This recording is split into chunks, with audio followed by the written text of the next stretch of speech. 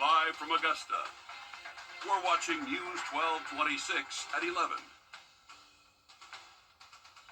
Good evening, I'm Ashley Campbell. The forecast is slowly getting clearer as multiple first alert weather days are called for this weekend.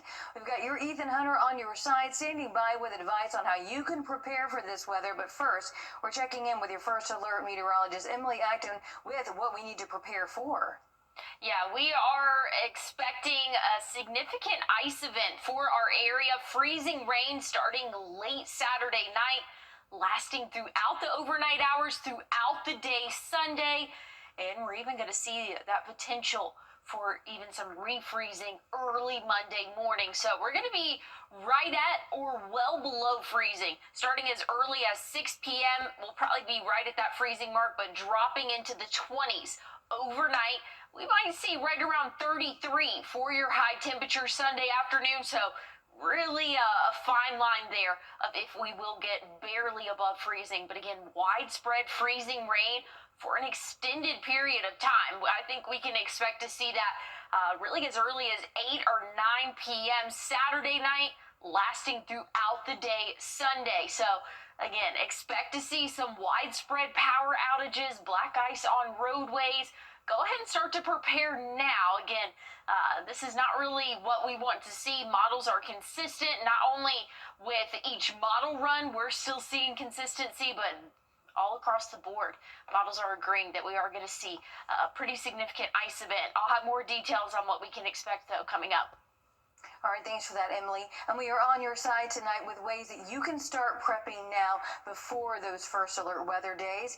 We've got Ethan live right now. He reached out to Columbia and Richmond County, so we're going to hear from them in just a minute. Meanwhile, he's joining us outside our station tonight. So for everyone watching at home right now who may have to ride out this dangerous, icy conditions that we might be facing without a home, or even if you have a house and lose power, Ethan, what do we need to know?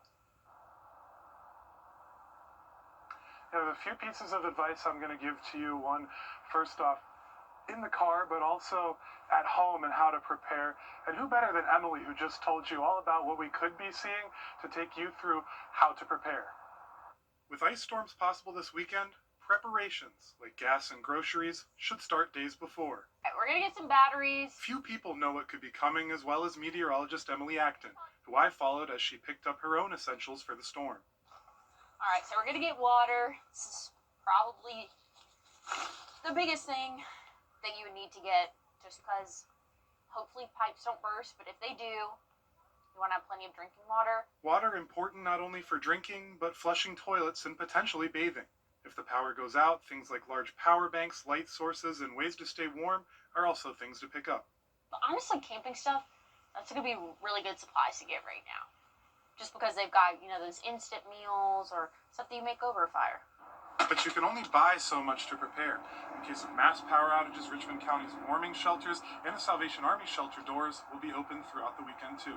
If you're in need of some of those items, like coats, jackets, even blankets and hand warmers, we have that kind of stuff. Blankets and coats available at the Salvation Army for free to help fight the cold. Our disaster response is pretty focused on food. During Helene, that was a big thing that we did, was prepare hot meals and take it out to areas of the community that were in need. Food, warmth, and your safety top of mind as we prepare for what may come. Yeah, so that is how to prepare for your home, and also some resources through the Salvation Army that you can take advantage of. There's a lot of resources around, but also want to talk about your car here. Shouldn't be driving if you don't need to, definitely, and I'm sure the meteorologist will hit on that. But a couple items to have to make sure that you're staying safe in your car. First, we got this battery, also good for your house, especially if the power goes out. This one also has a flashlight on it right there. You can see that. So that is a good thing to have. First off, also, you want to have hat and gloves. Just got some gloves here. Definitely want to stay warm, especially if you're going out in the car for any type of reason, could get stuck at any moment. Want to stay warm with those. Also have a little roadside kit here. We've got a few different items in it, including some jumper cables, but that is good. Batteries definitely don't like the cold. We've got some jumper cables, got some more gloves in there, a heat blanket in there as well, very important. And then I'm from Ohio, so I never took this out of my trunk. Definitely good to keep an ice scraper with you at all times, especially if we do see what the models are projecting up to an inch of ice or even more than an inch of ice. Good to have an ice scraper with you as well, just to make sure that you can get out of any situation that you need to get out of. So once again, just a couple of items here in the car you should be keeping, and as well as everything that we talked about in the store there, just making sure that you're prepared for this weekend.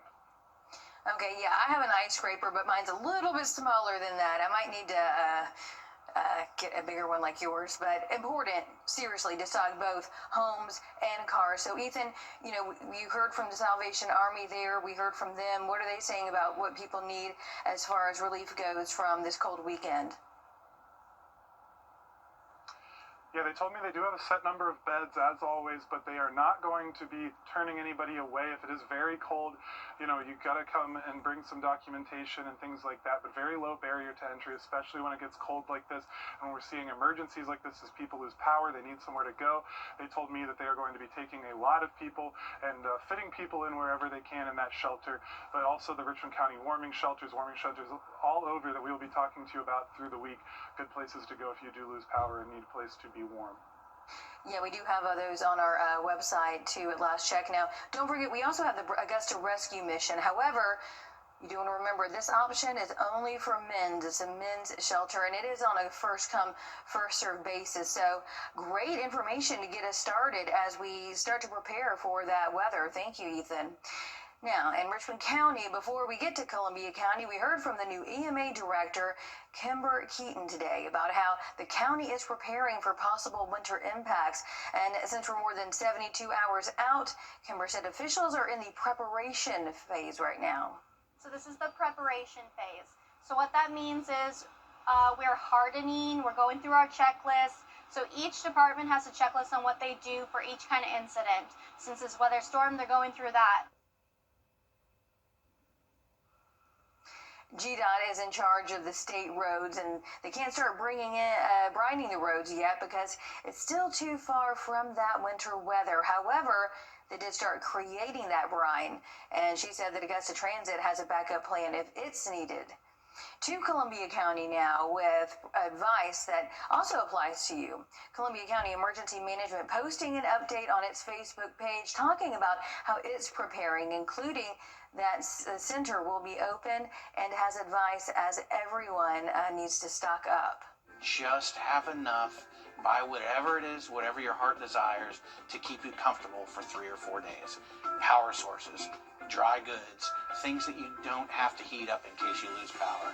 You're going to get your medication, make sure that you have alternate heat sources, make sure that they're approved for inside. And he goes on to say that Columbia County maintains a constant state of readiness and is going to be on guard for the next 4 to 5 days, just watching that winter weather, communicating with county departments to get ready. And you can donate to your local food pantry, and also make sure you know where it is, because if the roads get icy, you should not be driving, meaning you may have to walk. So we are on your side tonight with all the preparation that you need to know, as well as your first alert. Chief Meteorologist Riley Hale, who is going to be live every day at 1:30 in the afternoon, breaking down the latest forecast on WRDW Plus, which is a part of our News 12 website, as well as our News 12 app. So if you can, go ahead and break out your phone right now. We've got that flow code, and that is going to take you to where you can find your first alert. Chief Meteorologist Riley Hale, again, live all week long. It's going to take you to our News 12 app and our website. You can download that on your phone with that flow code right there. And we also have it on our website in case you couldn't get your phone out. Happening now, Richmond County deputies are searching for a man wanted for aggravated child molestation. The sheriff's office says this man here, 25-year-old Devin Galat, is wanted for the incident that they say happened in Augusta. Deputies say that he is 6 feet 1 inch tall, weighing about 155 pounds.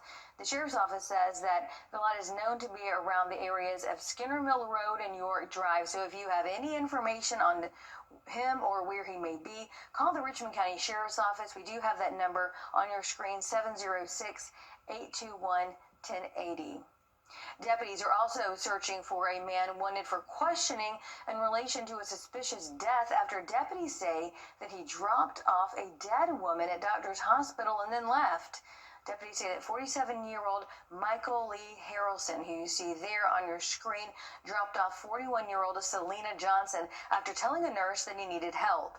In the incident report, it says that a nurse helped bring Johnson into the hospital, telling deputies that she was found in the passenger seat of the vehicle, slumped over and not breathing. Deputies say that Harrelson is 5 feet 6 inches tall. Call the sheriff's office if you know where he may be. Again, 706-821-1080. Here tonight, the first literacy night at the Kroc Center taking place, and if you missed out, we do have more about future resources for you. The Salvation Army of Augusta brought together multiple organizations to help officials tell us that only about 38% of third graders can read at grade level in Richmond County. They say reading is power, and we have advice for parents about helping bring reading into your home. Literacy is the bridge to success. It not only will it provide them success in school, it helps them advocate for themselves in life. It's as easy as following a recipe with your child and cooking dinner together, engaging with your kid on current events, asking them to come up with ideas for a story, and reading to them. And the most important thing is modeling good literacy skills. Rise Augusta, Augusta University, and others helped out today. Richmond County does have a mobile library, and March is Reading Month. So there's going to be a parent engagement nights and so much more. We'll be sure to keep you updated. Breaking news just into our newsroom at 11. We're working to learn more information as the Richmond County Sheriff's Office took a man into custody after he threatened to kill law enforcement around 9 o'clock tonight. The Sheriff's Office says the deputies responded to Fox.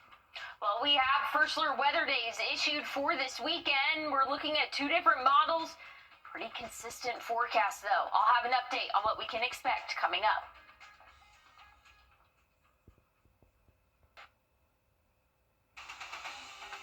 Now, your first alert weather with meteorologist Emily Acton.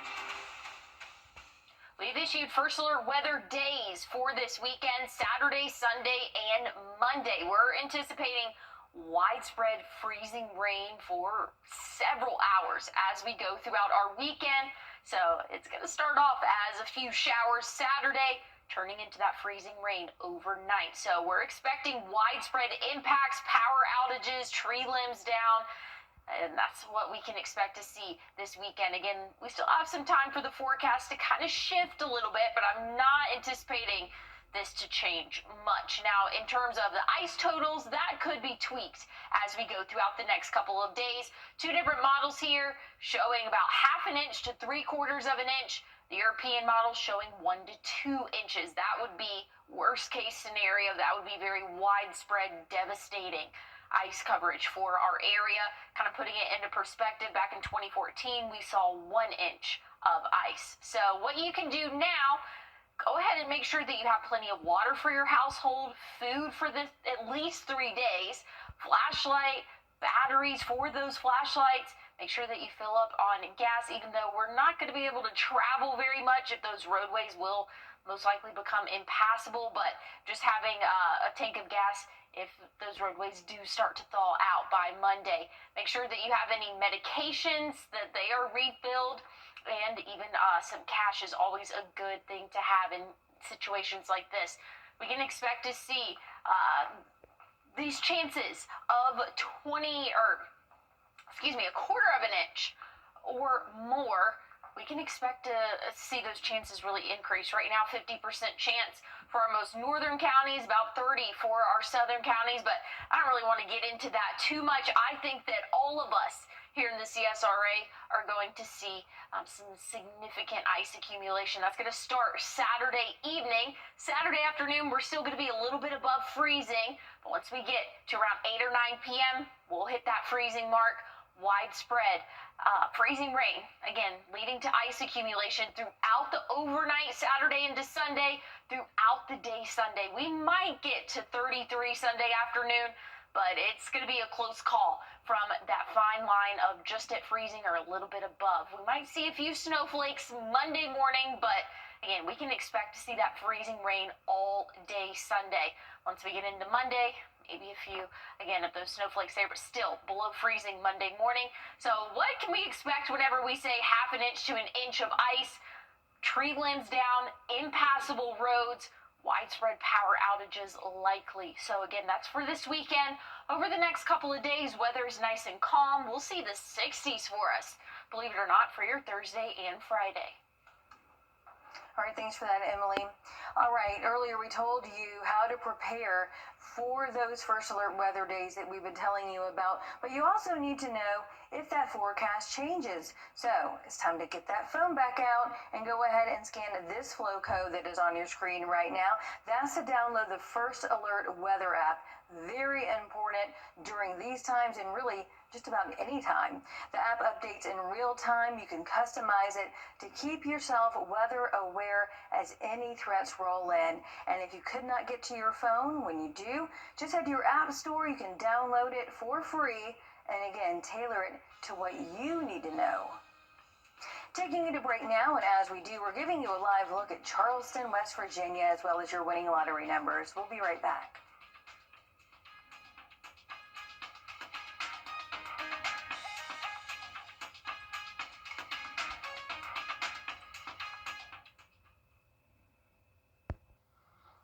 We're on your side with more frustration over data centers. This one taking us to Richmond County as Haines Station neighbors in Augusta making their voices heard today about a data center to commissioners. The Haines Station Concerned Residents Committee was made after neighbors learned of the larger than expected data center that may be coming next to the West Augusta subdivision. Among issues, neighbors telling commissioners that they felt they never had a fair opportunity to weigh in on any plans. We want communication. We want a voice. That's the only final thing. We don't want to be listed as these are the individuals who are causing some confusion or opposition. No, we're asking for communication. Commissioner Smith McKnight as well as Mayor Johnson said that they would like to have a public meeting with them. Commissioners also approving moving forward with a plan to speed up construction on the Broad Street Improvement Plan with the goal of finishing the most disruptive work by the end of this year instead of 2028. Columbia County has a full commission meeting about its 3 data centers on February the 3rd, so we will be keeping you updated on all of this. Today marks 1 year since President Donald Trump has...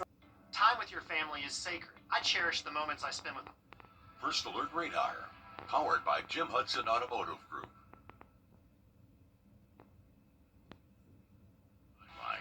Sponsored by Chandler Law Firm. Listen, I was almost not let in to film a basketball game. Sign said at capacity, only a few times that 7x11 paper appears in Aiken County. Must be a meeting between the Hornets and T-Breads. Aiken has owned this rivalry 3 straight seasons of sweeps. T-Breads were down 27-18 at the half. Coach said, get the wheel turning, boys. Just slightly hard to do when you got an emergency brake coming at you. Phone home, why don't you? Armani Jones there. It wasn't all sunshine and rainbows. South Aiken made some late pushes. Kyson McLeod, big part of that, scoring 20 of the team's 35 in the second half. Still, the Hornets keeping this one in their back pocket in the end, 71-53. The biggest point differential between the two teams since the 2020-2021 season. Always a ton of emotions. I mean, we know that. It's part of our game plan. We talk about it a lot. All part of the same town, the same city, so there's going to be a lot of emotions. These kids have known each other for a long time. They played ball with each other. They've been on each other's teams in rec ball and travel league and whatnot. But, to come in here on the road after the last 2 weeks, we've had some tough losses, some heartbreaking losses in a tough region, and these guys needed this. And just because you've left the CS rate, it doesn't mean that you leave it behind necessarily. Like Dylan Cardwell, he got his start at Evans and is now making a statement in the NBA. Cardwell recently left Auburn, where his brother Drake still plays. Dylan went undrafted and later signed a two-way contract with Sacramento. He's since become a productive rookie for the Kings, even picking up his first double-double in the league against Portland on Sunday. Though he's only appeared in 5 games, he's quickly finding his groove. His rim protection, his activity, his contesting, shots, especially sometimes if we're not containing people off the dribble, you know that he's back there to help you out. His activity is high level, and that's what we want. Well, here we go. Some Gamecocks action at home. They returned to CLA after 10 days on the road, 3 games in the hole, and came out with a ladder to start climbing their way up from the bottom of the SEC standings. The Sooners, sitting at the basement floor, couldn't pick themselves off it as the Gamecocks led wire to wire in Columbia.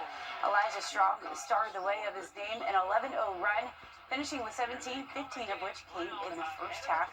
And when he lagged, Kobe Knox and Michi Johnson picked up the slack. Johnson for 20, Knox for 18. The Sooners hung around long enough to compete. Grovetown's Darion Reed finished with 7 rebounds and 13 points. With the win, the Gamecocks have matched their SEC win total of last year's season. Clemson outscored 11-7 in overtime by NC State and Tiger alum Will Wade. The Tigers now drop behind Duke with their first conference loss of the year, and Georgia narrowly escapes the big upset on the road. Well, this year's Masters tournament will be without the reigning NCAA champion.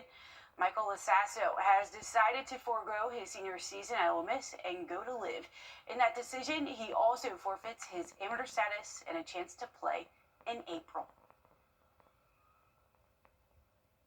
Time and temp. Spuno. Get the best in unique men's clothing.